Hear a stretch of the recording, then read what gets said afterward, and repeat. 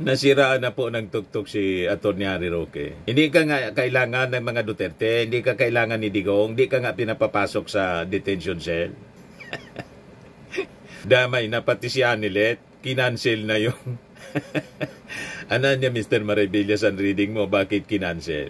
Ako, ang reading ko po, ito opinion ko lang, tingin ko lang po mga kababayan. Kaya kinancel na yung mga pagbisita ni Hanilet. Siyempre, yung tunay na pamilya, si Sara, si Pulong, malamang hanggang ngayon, hindi nila matanggap na may Hanilet sa buhay ng kanilang tatay.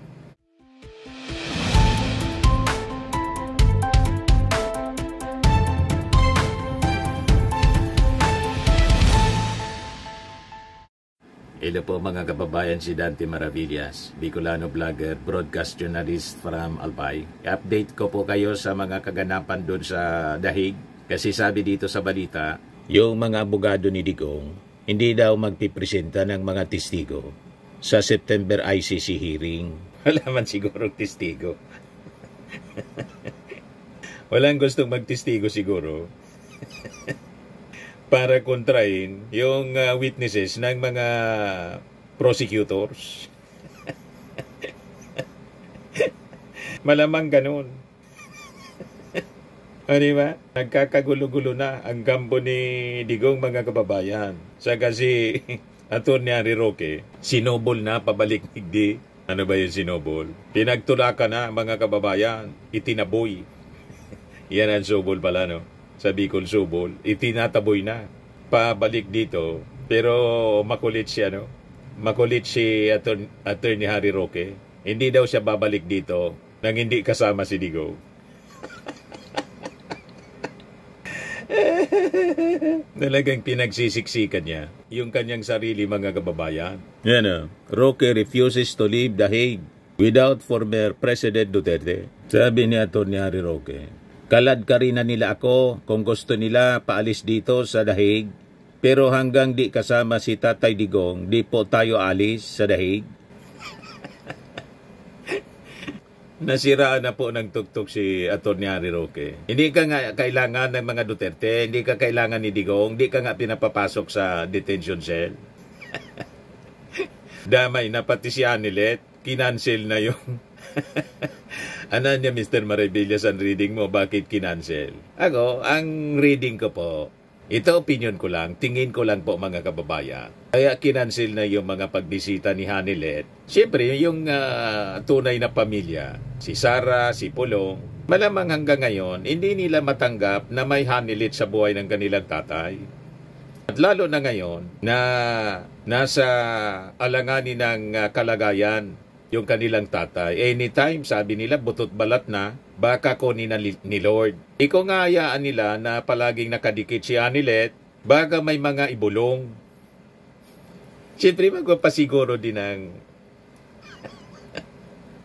yung mga properties na maiiwan. Normal yon, mga kababayan, sa mga pamilyang ganyan, na may nauna, may pangalawa, may, sabi nga ni Pulong, lahat-lahat 13. Yung mga babae sa buhay ni Digong ng kanilang tatay, sa pagkakaalam niya daw, 13. At ang pinakangkilala natin, si Hanilet nga, na may anak. Di ba? So habang kinukonsinti na lang nila kasi hindi man nila mapipigilan yung kanilang tatay, pero ngayong mahina na si Digong at nasa kulungan, alangan man hayaan nila na makabulong pa si Hanilet. I-reading ko lang po, Lalo, siyempre, may mga properties. Unang-una, binutan. Ano ba yung binutan sa ano? Gustong ibenta yung old house nila sa Davao na agad-agad. Tapos na lagyan po ng karatula for sale. After one day, siguro tinawagan ni Sara, ba't na niya binibinta mo yan? Sa'yo yan. Tinanggal yung for sale, mga kababayan. Di ba? So malamang ganon. Baka ayaw na makabulong-bulong pa at mabawasan yung pag-ati-atian. Siyempre, yung kanilang tatay, hindi man matitiis sa Anilet kasi may anak silang bunso, si Kitty Duterte nga po. Di ba? Ganon ang tatay. Siyempre, yung mga maiiwan na anak, iba naman yung naisip nila. Baka niya mas marami yung mapunta kay Anilet. Mga analysis ko man lang po, mga kababayan, na malapit sa katotohanan. Kaya kinancel yung mga visits ni, nag-hysterical daw, sabi ni Harry Roque, si Anilet. You see? O dapat ngayon pala, may visit.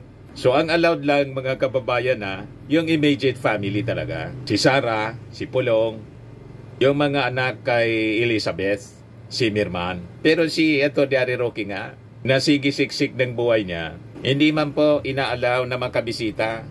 Siguradong binawal mga kababayan ng abogado mismo ni Digong si Kaufman kasi inaway na ni Atty. Harry Roque si Kaufman. Buniltahan din si Harry Roque ni Kaufman. Umuwi ka na niya. Wala mga niya may gusto rito sa inyo, sa'yo. Diba? Ayaw pong umuwi niya, no? Hindi daw siya uwi, sabi ni Atty. Harry Roque, hanggat hindi kasama si Digong. Desperado, mga kababayan sa buhay. Kaya sabi niya, kalad ka rin na nila ako. Kung gusto nila, paalis dito sa dahig. Pero hanggang di kasama si Tatay Digong, di po tayo alis sa dahig. Nasira na po yung tuktok. Aminado siya, nasira yung kanyang buhay. Ayan sabi ni Atty. Roque, nasira ang buhay ko, hindi dahil sa aking kagagawan, kundi dahil hindi sa akin pinatunayan ng loyalty ko sa mga Duterte. Kalukuhan ang ginagawa niya. Kung matino yung isip mo, yung mismong pamilya Duterte, hindi ka kinuwang abogado. Doon pa lang dapat dumistansya ka na. Walang tiwala sa'yo. Di ba? Hindi ka pinapapasok sa detention cell para makausap man lang si Digong. Ano pag inintay mo? Kung nasa tama ka pang pag-iisip, dapat inabandon mo na. Sinusuka ka na. Pagkatapos, pinagpipilitan mo pa yung sarili mong isiksik. Alam namin kung bakit ganyan yung ginagawa po ninyo para ma-justify ang iyong pagiging palaboy dyan sa daig. At sabihin, pinipersecute ka ng Philippine government ni Bangag. Dahil sa dikit ka sa mga Duterte. Paanong dikit ka na pinagtutulakan ka na nga na bumalik dito para sagutin yung mga problema mong personal din na problema. Di ba? Wala kang pakinabang para sa mga Duterte. Kasi kung may pakinabang ka pa, di sana hindi ka pinagtulakan na umuwi. Umuwi ka na niya. Hindi ka kailangan dito. Pakinggan natin si Atty. Harry Roque sa sinasabi niya. At okay lang po ako. Sa mga nagwo-worry dyan na hindi ako nakasama as legal counsel, okay lang po ako. Okay daw siya. Dahil sa totoo lang, talagang mahirap maging asylum. Sa katunayan po ay patuloy ko naman pong inaasikaso pa yung asylum application. At anyway, hindi naman po yan permanente. Siguro pag yan ay natapos na at nagkaroon ng linaw, pwede pa rin tayong sumapit dyan. So wag po kayo mag-alala. Wala po tayong problema dahil ako naman, nasira ang buhay ko. Ako po'y persecuted. Hindi naman po dahil sa aking kagagawan, kung hindi dahil sa aking pinatunayan ko ng loyalty sa mga Duterte at hindi po ako nagsusisi. So wag po kayo mag-alala. Okay lang po si Harry Roque. We're a big man. Mali. Anong hindi sa sarili mong kagagawan? Kahit nga si Digong, si Sara Duterte, nasira yung buhay dahil sa sarili nilang kagagawan pagkatapos yung sayo, dahil sa pagdikit mo lang sa mga Duterte. Hindi. Dahil sa sarili mong kagagawan din. Una, yung pagdikit mo sa mga Duterte, kagagawan mo na yun. Sariling desisyon mo yon. At lalo na po doon sa issue ng Pogo. Yun ang sumira sa buhay mo. Di ba? Na kung wala kang kasalanan, dapat sana, abogado ka naman, sabi ni Panelo. Harapin mo na sana. Pinagtutulakan ka na nga pauwi. Yun ang sabi ni Kaufman. Yun daw ang sabi ni Digong, umuwi ka na.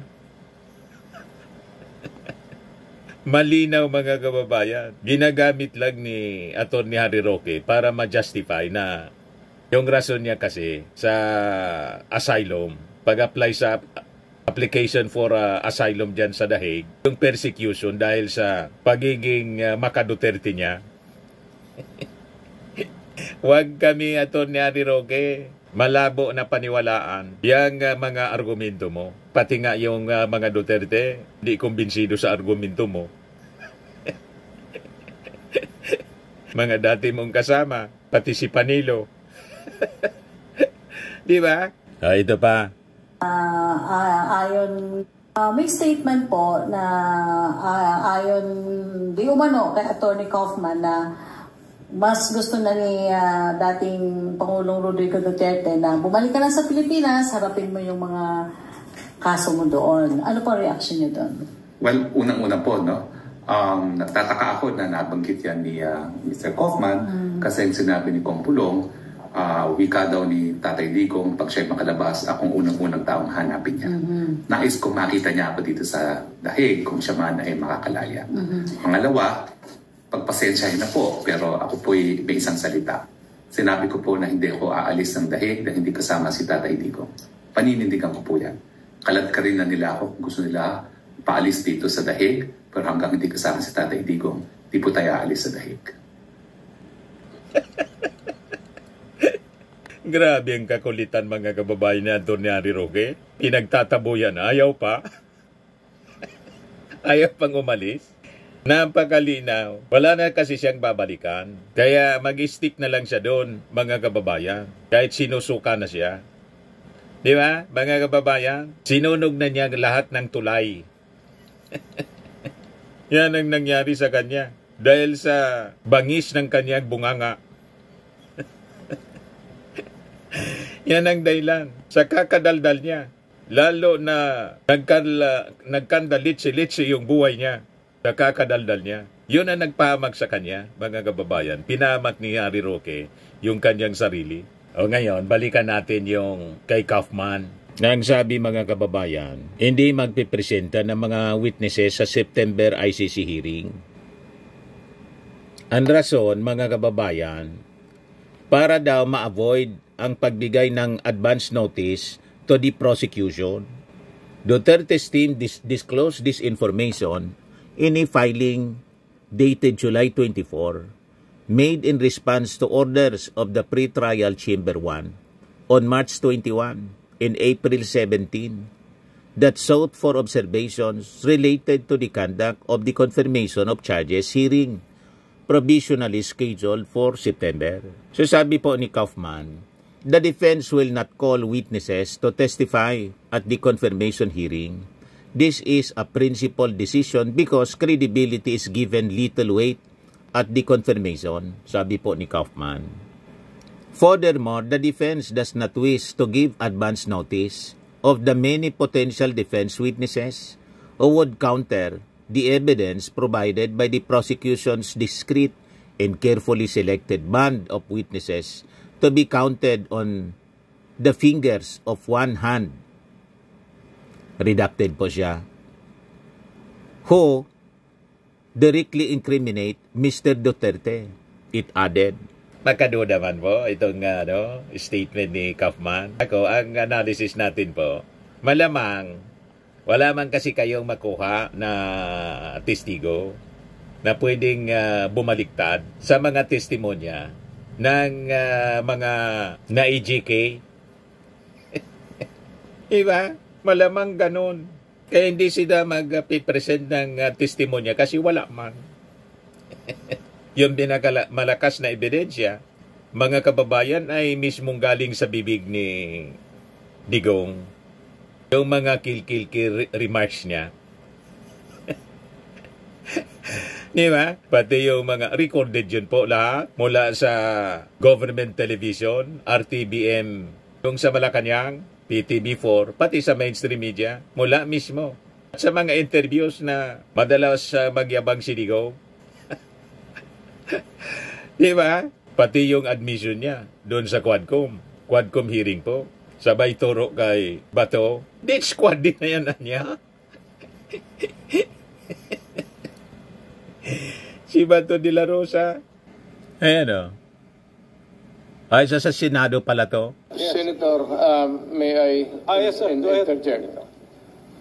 Lahat itong sa right side ko, dumaan ito ng Chief of Police, Police Director. Puro commander ng death squad yan. I thought there was no existence. Trabaho ng pulis yan.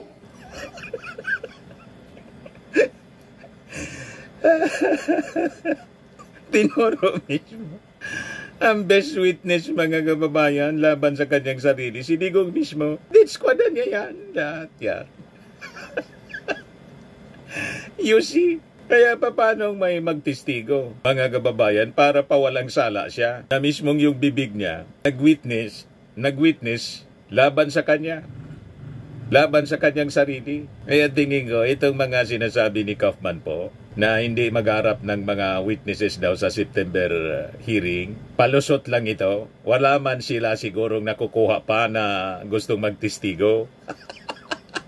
No alibay daw kasi for the same reason, Duterte's defense team said it would also not supply written testimonial evidence at confirmation, thereby permitting the prosecution to adapt its investigation accordingly should charges be confirmed.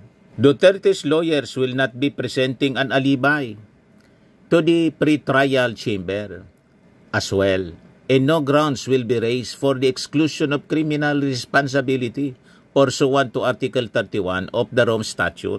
Ngayon, reaksyon naman po ni ICC Assistant to Counsel Cristina Conti na yung mga abogado ni Digong might be waiting for additional information on the case, considering its previous request to postpone the decisions on interim release and challenge to jurisdiction. Paliwanag niya, yung depensa niya has the prerogative to create its own strategy. And in the context of its other filings, it seems that they are waiting for additional confidential information. At this point, we cannot weigh how important or significant they would be. But if the defense appreciates it, it will be significant to us, sabi po ni Conti.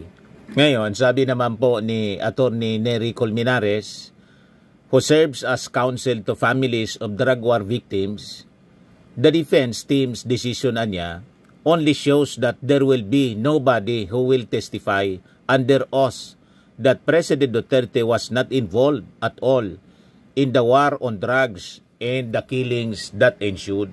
Parehas yung pananaw namin. wala man sigurong makuha ang testigo para idepensa siya. He said that by choosing not to raise any ground for exclusion of criminal responsibility under Article 31C of the Rome Statute, Duterte made a practical admission that he was responsible for the war on drugs and the killings that resulted from it. Article 31 grants the accused the defense that the crimes alleged in the case were beyond President Duterte's control or that these crimes were committed by another person, sabi po ni Colmenares. Sabi po niya, this is a confirmation of our prediction that President Duterte has no evidence to present during the trial that will prove that he has nothing to do with the killings during the 6-year reign as the President and overlord of the war on drugs. Malinaw sa kanyang mga interviews, public statements, kill. O, diba, mga kababayan? Anyway, yan po yung mga updates ngayon. Ito pa, sa Quadcom ito, mga kababayan. Salamat tayo, Mr. Ay, sa Senado pa lang. So, pangalawang tanong ko, tinawagan niyo ba si Senior Superintendent Padilla para i-congratulate siya sa pagpatay sa 3 high-value targets na Chinese nationals na inilagay sa loob ng Davao Penal Colony? Kasi sinabi niyo daw, congrats Superintendent Padilla, job well done. Pero grabe ang ginawang tinuguan. Do you confirm this? Yung mga... You call Padilla now because he's lying. I do not know him. And I do not have to congratulate these policemen and soldiers. Trabaho ninyo yan. Why do I have to congratulate you? Trabaho kayo yan. So you do not confirm na tinawagan niyo si Senior Superintendent Padilla? I only congratulate people with itong mga police na graduate with honors pati nagtuturo ako sa Police Academy. May congratulatory message ako. Congratulate ako naman. Well, Mr. Chair, of course, absolutely hindi naman natin kailangan investigate yung kung graduating with honors sa academy. Pero yung EJ case sa war on drugs, kailangan talagang kaya natin iniimbestiga. Kaya huwag tayong umalis dito sa kwartong ito hanggang matapos ang gusto ninyong kunin sa akin. Well, Mr. Chair, so yung huling tanong ko for today, for the record, tinawag niyo ako dito, tapos yan ang huli ninyong tanong. May mga colleagues pa yata tayo, Mr. Chair, na magtatanong sa dating presidente. So, for the record, sinasabi niyo ba na ang mga drug users at drug criminals ay dinideserve nilang mamatay na lang kaysa pumunta sa jail? O para i-paraphrase ko si Patricia Evangelista, do some people need killing, Mr. Duterte? Ma'am, presidente ako. Tagagastos ako sa gobyerno. Bakit ako magbubuhay sa mga pumpang ilang yan? Ikaw yung pera na ipapakain ko dyan sa preso, ibigay ko na lang doon sa mga tao dyan sa walang bigat. So mas okay kung patayin sila kaysa i-preso sila? Pakialam dyan sa kriminal, ma'am. So, thank you for making that point. Pakialam sa kriminal kung saan silang impernong gusto nilang pumunta. Well, Mr. Chair, for the record, You make your own history in this planet. yes, Mr. Yun ang Chair. gusto nilang mangyari. Doon sila sa impyerno at doon tayo magkita. Well, Mr. Chair, wala namang jurisdiction ng Senado sa impyerno. Dito lang sa bansa natin pwede tayo mag-invest. Kung sinabi ko yan sa mga kriminal, sa pulis, lalo ka sa kriminal. Pero yung mga pulis na kidnap, sumali sa hurda, mga tao nila, pinatay mo talaga. Alam nila yan. Ibibigay nila yung pangalan kung tanongin mo. All you have to do is to break them under oath. Yan sabi ni Digong, matagal na akong pumapatay ng tao. Hanggang ngayon, hindi pa sila makapag-file ng kaso. Mula mismo sa kanyang bibig, admission of guilt. Kaya mahirapan talaga itong si Kaufman. Yun ang analysis natin at yun din ang paniwala ni Atty. Colmenares. Walang magusto na mag-testimonya to defend him before the ICC. Mahirap i-defend sa Digong. Kaya nag-away-away na ngayon yung mga abogado niya. Ang sabi, gustong kausapin si President Bongbong Marcos ni Kaufman para sa interim release.